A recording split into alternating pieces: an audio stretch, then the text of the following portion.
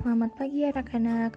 Hari ini kita akan belajar ilmu pengetahuan sosial, yaitu tentang dokumen.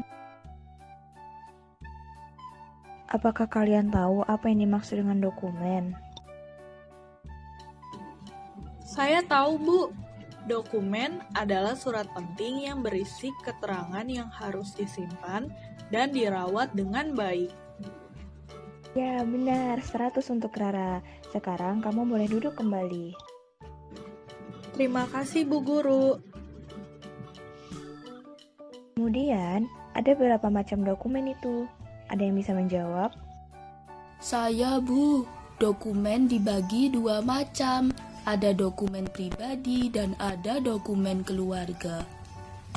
Ya, betul Andi. Apa perbedaannya dokumen pribadi dengan dokumen keluarga? Kalau dokumen pribadi adalah dokumen yang dimiliki diri sendiri. Kalau dokumen keluarga adalah dokumen yang dimiliki setiap keluarga. Wah, benar sekali ya yang disampaikan Andi. 100 untuk Andi. Sekarang kamu boleh duduk kembali. Baik, Bu Guru. Terima kasih. Jadi, dokumen pribadi adalah dokumen milik diri sendiri dan dimiliki oleh semua orang. Contohnya seperti akte kelahiran, kartu pelajar, rapot, ijazah, kartu tanda penduduk, surat izin mengemudi, buku nikah, dan STNK. Anak-anak, tahukah kalian bahwa sejak kalian masih balita, kalian sudah punya satu dokumen yang berharga? Itulah akte kelahiran, seperti ini bentuknya. Nah, di dalam akte kelahiran ada keterangan berupa tempat tanggal lahir kalian, pukul berapa kalian lahir, nama kalian, serta nama bapak dan ibu kalian. Akte kelahiran merupakan dokumen yang berfungsi sebagai tanda kenal lahir. Akte kelahiran juga berguna untuk mengurus dokumen-dokumen lainnya, seperti KTP dan SIM. Juga untuk beberapa keperluan lain, seperti mendaftar sekolah. Akte kelahiran dibuat oleh kantor catatan sipil. Oleh karena itu, akte kelahiran harus diberi sampul plastik dan disimpan di dalam tempat yang aman, seperti lemari. Lalu, dokumen pribadi yang kedua adalah kartu pelajar. Seperti ini bentuknya. Nah, kartu pelajar merupakan dokumen yang berfungsi sebagai bukti bahwa kalian adalah siswa di sekolah yang menerbitkan kartu pelajar tersebut.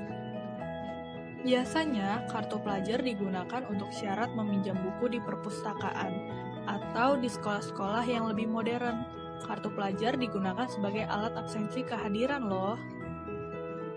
Di dalam kartu pelajar terdapat identitas diri seperti nama, alamat, tempat tanggal lahir, kelas, dan nomor induk siswa.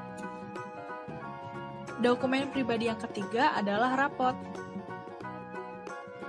Rapot merupakan dokumen yang diberikan kepada siswa setiap akhir semester. Rapot berisi kumpulan nilai-nilai yang siswa dapatkan setelah mengikuti pembelajaran di sekolah selama 1 semester. Rapot juga berfungsi untuk melaporkan hasil belajar siswa di sekolah kepada orang tua siswa. Selain itu, rapot yang baik juga menyebabkan siswa naik kelas dan lulus dari sekolah. Kalian pasti sudah tahu kan gimana bentuk rapot? Lalu, dokumen pribadi yang keempat adalah ijazah. Seperti ini bentuknya. Ijazah adalah dokumen yang diterima apabila seseorang sudah lulus atau tamat menyelesaikan pendidikan di sekolah. Ijazah ada berbagai macam, yaitu ijazah SD, ijazah SMP, ijazah SMA, sampai ijazah perguruan tinggi.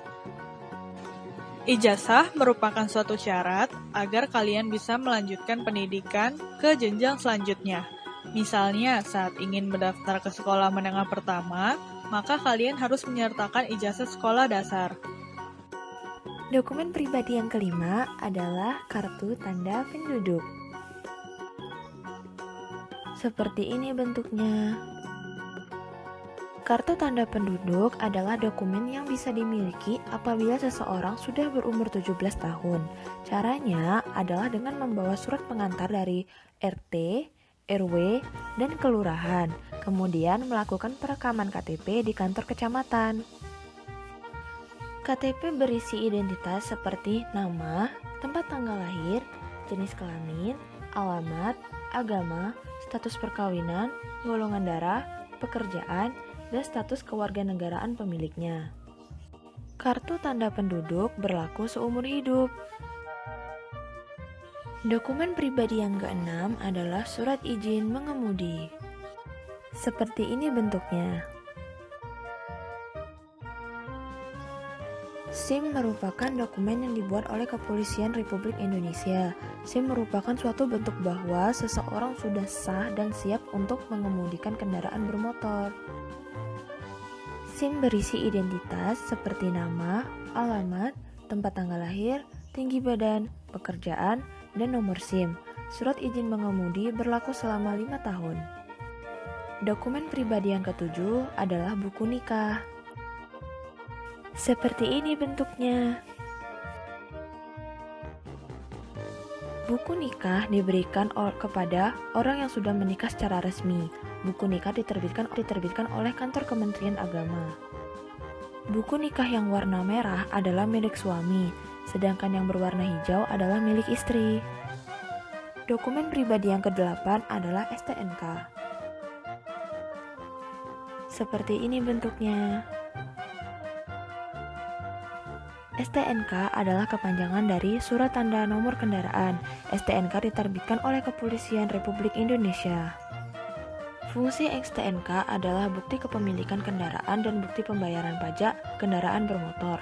STNK dan SIM harus dibawa saat mengemudi kendaraan bermotor. Selanjutnya adalah dokumen keluarga.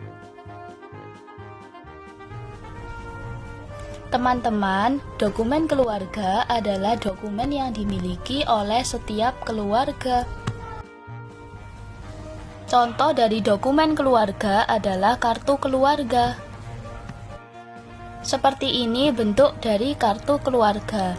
Jadi ada kertas warna biru, lalu di dalamnya ada identitas dari anggota keluarga. Setiap keluarga harus mempunyai kartu keluarga. Di dalam kartu keluarga tercatat nama dan jumlah anggota keluarga. Di kartu keluarga juga tercatat susunan hubungan keluarga. Kartu keluarga diterbitkan oleh Dinas Kependudukan dan Catatan Sipil. Nah teman-teman, ternyata banyak sekali ya nama-nama dokumen itu. Dokumen itu harus dijaga, dirawat, dan disimpan dengan baik agar dokumen itu tidak rusak dan hilang. Menurut kalian, bagaimanakah cara merawat dokumen ya? Dokumen seperti akta kelahiran, ijazah, kartu keluarga, dan STNK biasanya diberi sampul plastik atau dilaminating. Tujuannya agar dokumen itu tidak basah karena terkena air dan udara lembab.